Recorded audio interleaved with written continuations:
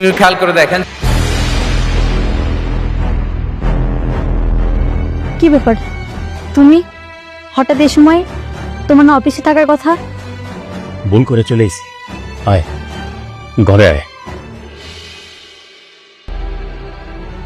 এই মোস্তফা ভাই একটু শোনেন। জি ভাই, একটু এদিকে আসেন। শোনেন ভাই, এর আগেও কয়েকবার আপনারে বলছি, কিন্তু কথাটা আপনি গ্রাহ্য দেননি। আজকে দুপুরে লাঞ্চের সময় একটু আইসেন, আপনারা একটা জিনিস দেখাবো আমি। ঠিক আছে ভাই, আচ্ছা দুপুরে আইসেন। আসসালামু আলাইকুম ভাই। ওয়ালাইকুম আসসালাম। একদম ঠিক টাইমে আইছেন ভাই। শোনেন, আগে যাইয়া দেখেন আপনার ঘর তালা মারা কিনা। আচ্ছা ঠিক আছে, দেখতেছি আমি। যান কাম।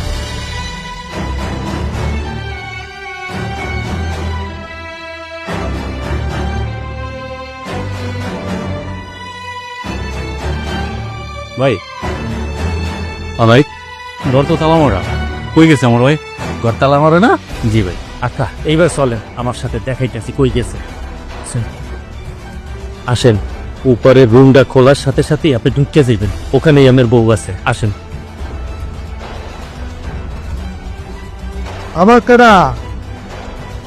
আরে তুমি এখানে? আর কি হয়েছে? এই এই এদিকে ওই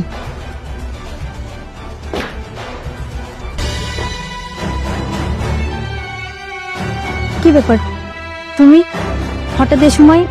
তোমার না অফিসে থাকার কথা? ভুল করে চলে এসেছি।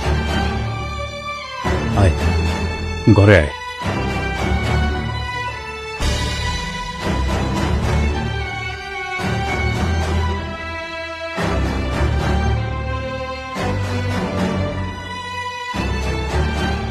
আমার এতে তোর হয় না, না বাড়িওয়ালার পোলা লাগবে, এত চাহিদা তো।